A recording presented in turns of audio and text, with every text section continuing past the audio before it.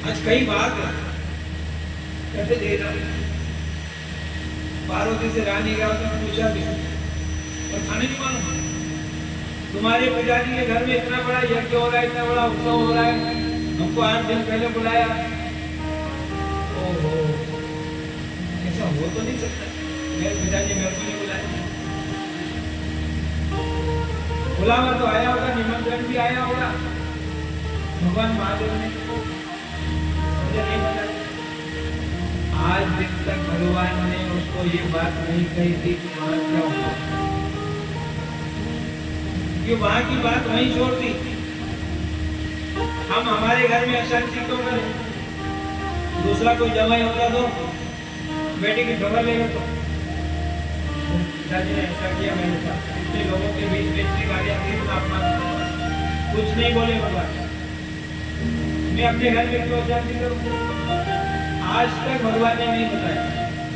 लेकिन आज सती ने जाकर के पूछा, महाराज क्या कहते हैं?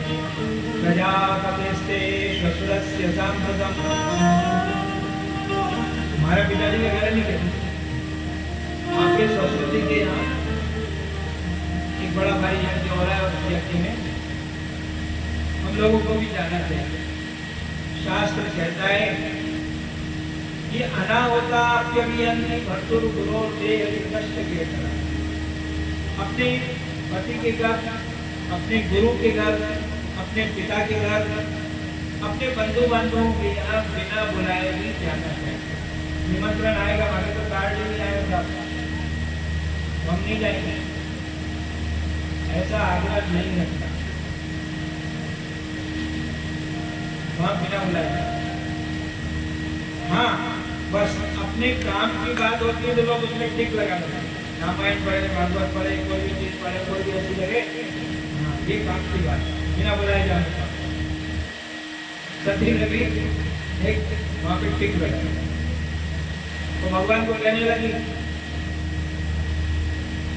तुम्हारा शास्त्र कहता है कि बिना बुलाए यज्ञ हो, ऐसे कोई भागवत हो नहीं, कोई ऐसा बिना बुलाए जाना चाहिए।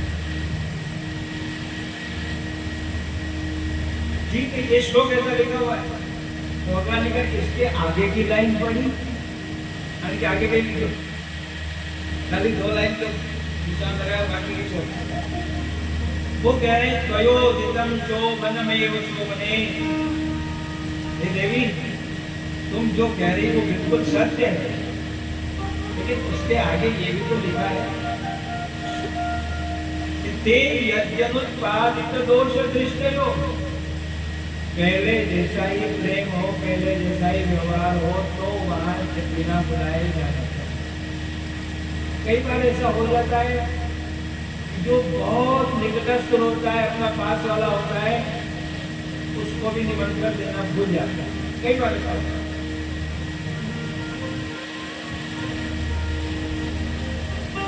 लेकिन यदि उस चीज में, कुछ बात में कोई खटाई नहीं पड़ी, बीच में ऐसा कोई प्रसंग नहीं बना हो तो भैया तो जरूर जाना है। कोई लड़ाई झगड़ा या कोई ऐसी बात नहीं है तो बिना बुलाए जरूर जाऊंगा। आज भगवान ने बताया कि उस दिन ऐसी ऐसी बात हुई थी और तेरे पिताजी ने हमारा अपमान करने के लिए ये काम किया और हमको जानबूझ करके नहीं बुलाया। अब वो सती कहने लगी कुछ गलतफहमी हो गई, मैं अपने पिताजी को जाकर समझाऊंगी और वो आपको जरूर बुलाएंगे। भगवान ने कहा देखो वहां जाना योग्य, फिर भी वो नहीं मानी, जबरदस्ती जाने लगी। तो भगवान ने कह दिया कि यदि प्रदिश्यस्यध्याय मध्वजो भद्रं भवत्यानगतो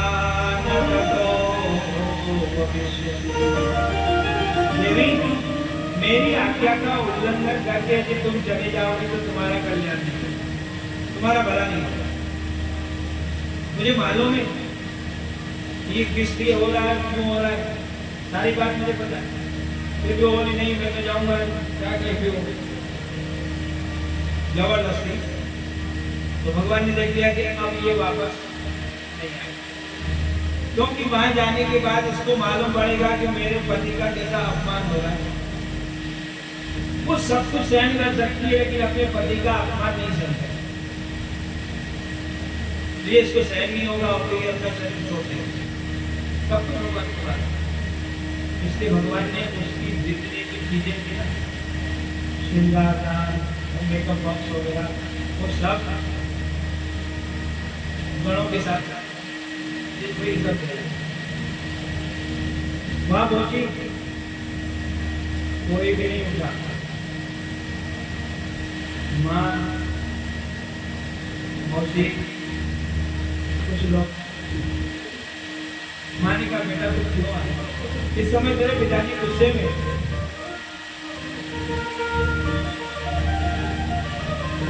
यज्ञशाला में कौन? वहां जाने के बाद सब जो स्थापन बनाई हुई,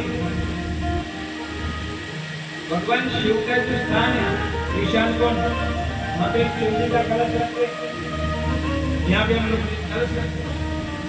शिव जी का आसन ही नहीं लगा है। उन्हीं आए तो हमारा पाक पचौड़ी तो रखे नहीं रखे, उनके नाम की वो लिस्ट में से नाम ही निकाल दिया। वो गई और उसने देखा ये तो गोरख मान, उसको सहन नहीं हुआ। उसी समय उसने अपने पिताजी को भी कहा कि यद्यक्षरम नाम गिरेरितम नाम सकृत्य संगादगमाशुमोचनम। अरे जिनका 2 अक्षर का प्यारा नाम है, ऐसे भगवान शिव के साथ आपने द्वेष किया। जो 2 अक्षर के उस प्यारे नाम को ले लेता है, उसके समस्त पापों का नाश हो जाता है। और आपने क्या किया? आपके द्वारा किया गया ये शरीर भी अब मैं धारण नहीं करूंगा। अब ये शरीर भी नहीं रहेगा। अब मान लो मैं यहाँ से जाती हूँ तो भगवान शिव तो आपको इतना सम्मान देते हैं, इतना होने के बाद भी मैं जाऊंगी तो आपका नाम पहले लेते तो बात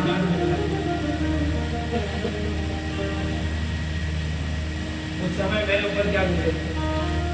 ये इतना सम्मान दे रहे और उधर मेरे पिताजी ने इनका कितना अपमान किया।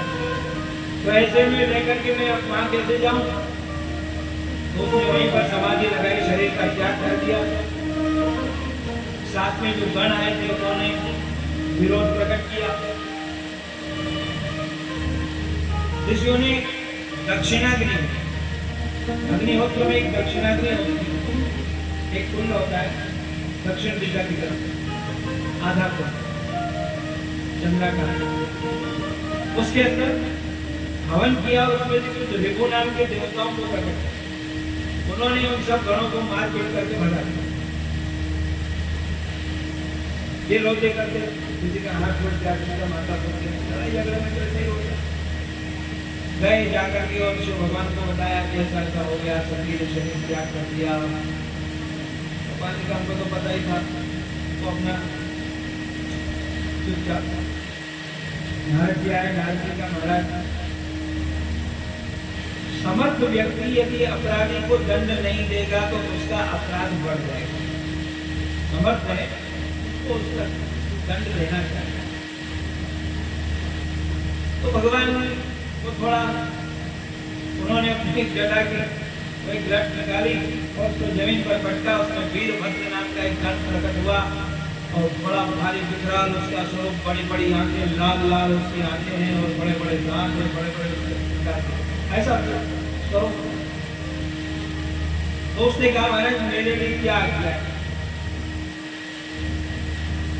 भगवान ने कहा दक्षं सयज्ञं जहिमद्भटानां समग्नि रुद्रभटांचको में, जाओ दक्ष का उसके यज्ञ के साथ विनाश करो। अब वो आया और आकर के असमय में आंधी तूफान धूल उड़ने लगी और लोग कुछ सोचे। इतने में तो वो यज्ञशाला में पहुंच गया और जाकर के उसने सारे यज्ञ को नष्ट भ्रष्ट कर दिया। पहले जो लोग गए थे उन्होंने अपनी मूछ के ऊपर ताव दिया था, उनकी मूछ उठा, किसी ने साथ दिखाई दे, भाग जाओ नहीं तो उसके साथ तो नाक बांध कर सबकी मूर्ति खंडित हो गई और भट्टर में गई। यजमान को पकड़ा और यजमान को पकड़ करके उसका माथा काट दिया और अग्नि कुंड में स्वाहा, सारा यज्ञ चले गए। शिव के पास ब्रह्मादि देवताओं ने जाकर के प्रार्थना की, महाराज ये यज्ञ इस प्रकार से पूरा हो जाए, इसलिए आप कृपा करो। भगवान को मनाया, भगवान प्रसन्न हुए, आए और भगवान ने आकर के उस यज्ञ का संचालन, दक्ष को बकरे का माथा लगा। अब वो मैं करता है ना, जैसे बोलता है अभी भी लोग जो है वो शिव के मंदिर में जाते हैं तो इस प्रकार से आवाज होता है, इससे भगवान को, जब दक्ष बोलने लगा इस प्रकार से तो भगवान को प्रसन्नता हो जाती है। आगे भगवान ने कृपा करके उसको मनुष्य की वाणी, दक्ष ने भगवान से प्रार्थना की कि भगवान मैंने इतना बड़ा अपराध किया, इतनी बड़ी गलती, फिर भी आपने मुझे जीवन दान दे दिया और कहीं आप बकरा बना के इसको क्यों, तो मेरा क्या होता, आपने मुझे वाणी दी है, मैं आपसे क्षमा याचना करता हूँ। भगवान, सब लोगों ने भगवान की प्रार्थना की, इस प्रकार ये सती का चरित्र। अब